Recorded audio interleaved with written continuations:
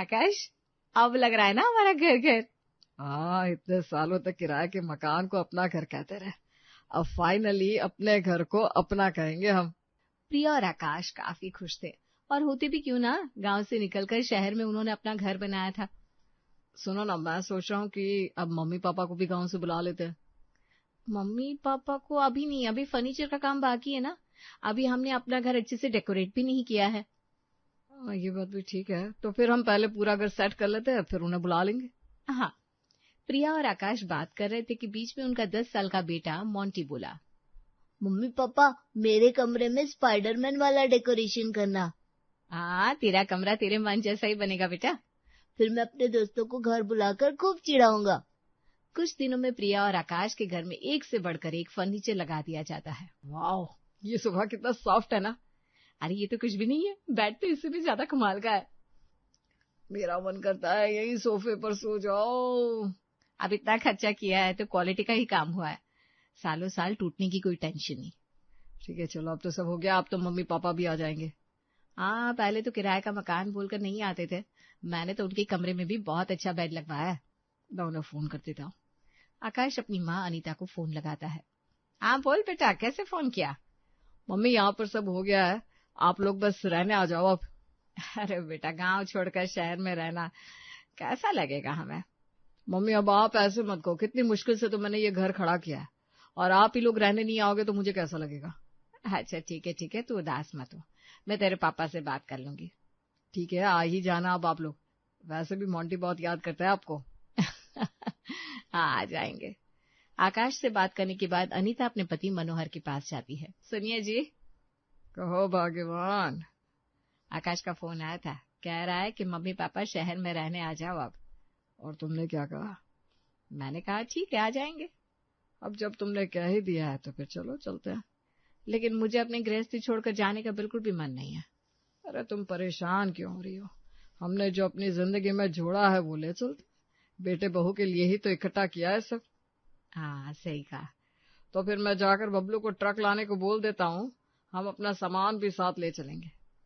ठीक है, बहू भी खुश हो जाएगी कि उसकी सास उसे कितना सामान दे रही है। हाँ, अब तुम देख लो क्या ले जाना है क्या छोड़ना है। अरे कुछ नहीं छोड़ना, यहाँ कौन देखेगा इन सबको। तो फिर सब कुछ पैक कर लो। अनीता खुश होकर सारा सामान बांध लेती है, और अगली सुबह सब कुछ ट्रक में रखकर दोनों पति पत्नी शहर में अपने बेटे के घर आ जाते हैं। लो, आ गया भाई तुम्हारे बेटे का घर। अरे तुम्हारा भी बेटा है, मेरा अकेली का थोड़ी ना है। चलो चलो अंदर चलो। मनोहर और अनीता घर के अंदर आते हैं। अरे मम्मी पापा आप आ गए, मुझे बताया भी नहीं। अरे तू ही तो कह रहा था आ जाओ आ जाओ, अब जब आ गए तो कह रहा है बिना बताए आ गए। अरे नहीं मम्मी, मेरा वो मतलब नहीं था। आपका बैग कहाँ है, बाहर है क्या? मैं अभी लेकर आता हूँ। अरे बेटा, एक बैग नहीं है, तू अकेला मत जा, किसी और को भी ले जा। किसी और को मतलब? अच्छा, आप पुराना संदूक लाए होंगे। मनोहर कुछ जवाब देता तब तक ट्रक वाले आदमी सामान को घर के अंदर लाने लगे। अरे ये क्या है, तुम लोग सब कहाँ से ला रहे हो? हमारे घर का सामान नहीं है ये। अरे बहू लाने दे, ये सब हम लाए हैं तेरे लिए। मेरे लिए? पर मम्मी जी यहाँ तो पहले ही सब कुछ है। अरे वो कोई सामान है, जो मैं लाई हूँ वो देख, सोफा बिस्तर चटाई बर्तन सब कुछ लाई हूँ तेरे लिए। पर ये सब तो यहाँ भी है ना माँ, अब आप अपना सामान कहाँ रखेंगे? तुम्हारे सामान की जगह? ये क्या कोई सोफा है? कैसा सोफा है ये? क्यों, क्या खराबी है मम्मी? अरे बेटा, ऐसे गुदगुदे सोफे बस देखने में अच्छे हैं, असल में तो बहुत दर्द होता है कमर में इनसे। तो फिर अब क्या करें माँ जी? अरे करना क्या है, हटाओ इसे यहाँ से और मेरा सोफा लगा लो। अनीता प्रिया के लगाए सोफे की जगह अपने साथ लाई बांस का सोफा रखवा देती है। अपनी सास के आगे प्रिया कुछ बोल नहीं पाती, लेकिन अकेले में आकाश को छोड़ती नहीं है। आकाश, क्या है ये सब? अब हमारा सोफा ऐसे आंगन में खुले में पड़ा हुआ है। प्रिया, इतना क्यों सोच रही हो? ये घर मम्मी का भी तो है, तो उन्हें भी थोड़ा बहुत अपने मन का करने दो। ठीक है, लेकिन हमारा सोफा कितना अच्छा था। अरे कोई बात नहीं, बाकी की चीजें तो तुम्हारी पसंद की है ना। शायद ठीक कह रहे हो तुम। प्रिया खाना बनाने के लिए किचन में पहुंचती है और देखती है वहां उसकी सास पहले से ही खड़ी है। मम्मी जी कुछ चाहिए आपको? नहीं बहू, मैं तो बस देख रही थी तूने रसोई का क्या हाल कर दिया है। हाल मतलब मम्मी जी, कुछ खराबी लग रही है क्या? खराबी तो नहीं, पर ये क्या है बहू, सब तरफ बस कांच के बर्तन, कटोरा भी कांच का। मम्मी जी कांच के बर्तन अच्छे लगते ना मुझे, इसलिए। अरे पर बहू बहुत खतरा है इससे। कैसा खतरा? अब देखो ये कांच का गिलास है, कल को ये हाथ से छूट गया और उस पर किसी का पैर पड़ गया तो? लेकिन मम्मी जी हाथ से छूटेगा क्यों? प्रिया की बात सुनकर अनीता ग्लास को जमीन पर पटक देती है, जिससे कांच के टुकड़े सब तरफ बिखर जाते हैं। ये क्या किया मम्मी जी, आपने गिलास क्यों तोड़ दिया? बहू तुझे दिखाने के लिए, गलती से किसी के हाथ से गिर सकता है ना। तो एक काम कर, ये सारे बर्तन हटा दे और जो मैं लाई हूं ना वो इस्तेमाल कर। लेकिन मम्मी जी। बहू लेकिन कुछ नहीं, तेरे भले की बात है। चल अब ये स्टील के बर्तन लगा ले। ठीक है।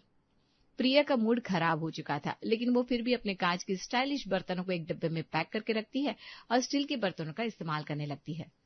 ये क्या प्रिया, इतने पुराने बर्तनों में खाना? पुराने बर्तन किसको बोल रहा है बेटा तू?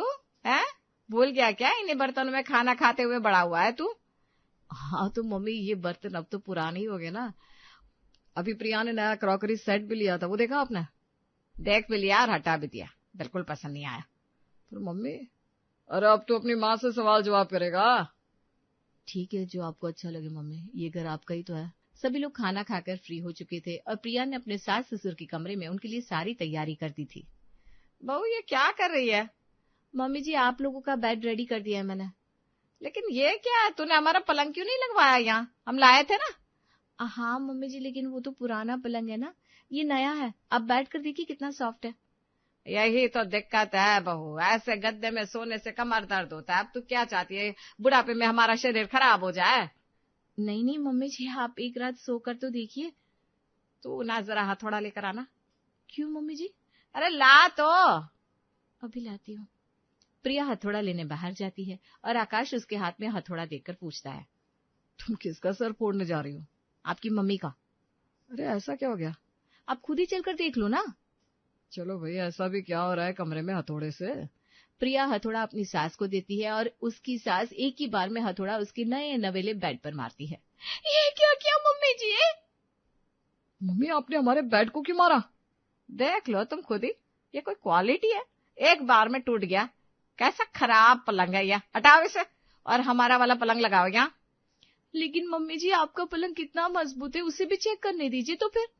अरे उसे गांव से चेक करके आई हूँ और तुझे भी चेक करवा दूंगी। हाँ ठीक है।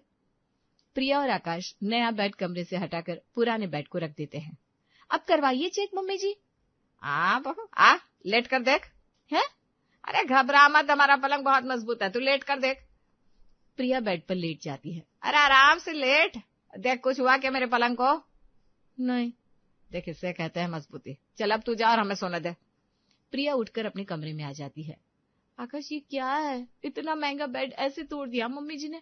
वो तो जब से आई है अपने मन का ही करे जा रही है।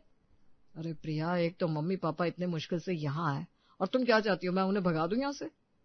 वो मतलब नहीं था मेरा। मुझे पता है, पर देखो ना वो गांव से आया है, उनका कंफर्ट जोन वही है। और मेरे कंफर्ट का क्या? अरे तुम्हारा बेड तो है तुम्हारे पास। मुझे तो डर है कहीं इसे भी ना बदलवा दे। वो 2 बेड लाई है ना वहां से। अरे नहीं भाई, ऐसा कुछ नहीं होगा। अगले दिन प्रिया नाश्ता बनाने की तैयारी कर रही थी और उसकी सास मोंटी के साथ बैठी हुई थी। मोंटी बेटा क्या तू दिन भर घर में पड़ा रहता है, तेरा कोई दोस्त वोस्त नहीं है क्या? है ना दादी, बहुत सारे दोस्त हैं। लेकिन तू तो कहीं जाता नहीं है, ना तेरे दोस्त यहाँ आते हैं। सब लोग अपने फोन से ही खेलते हैं दादी। ये भी कोई बात हुई? तू अपने दोस्तों को हमारे घर बुला ले, मैं भी मिलूंगी इनसे। ठीक है दादी, मैं उन्हें फोन कर देता हूँ। मोंटी अपने दोस्तों को घर बुला लेता है और उसके दोस्तों को देखकर अनीता और मनोहर काफी खुश होते हैं। पुराने दिनों की याद आ गई। आकाश के दोस्त भी ऐसे ही घर आते थे। हाँ, और खूब बातें करते थे। इन बच्चों को हम कहानी सुनाएंगे, कितने प्यारे बच्चे हैं।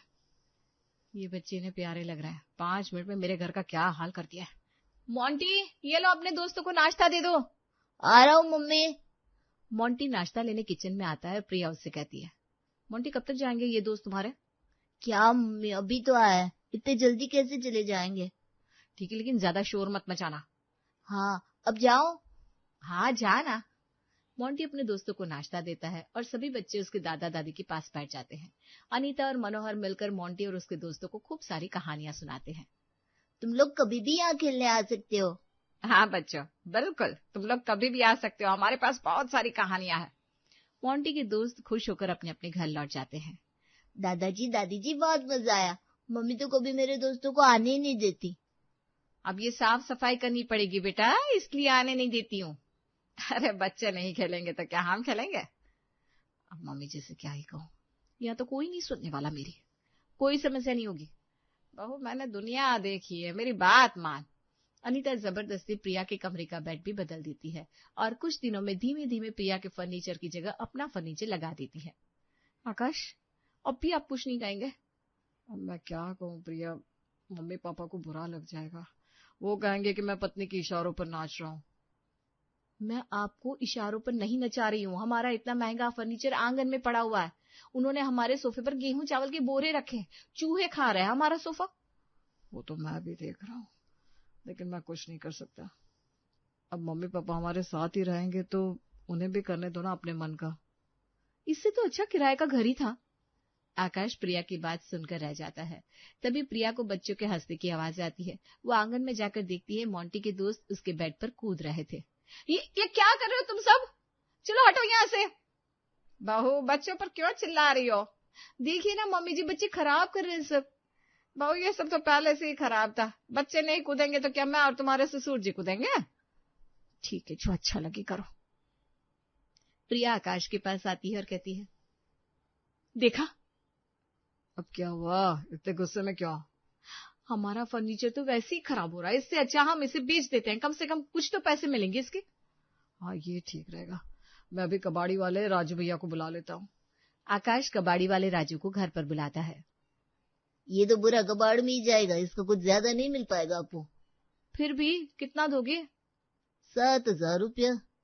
बस इतना सा? अरे हालत देखो इसकी, जगह जगह से टूट गया। ठीक है, ले जाओ आप। भाभी आप समझदार हो जो मान गई, वो तो मैं हूँ जो 7,000 दे रहा हूँ। हाँ भाई हाँ, दे दो और ले जाओ।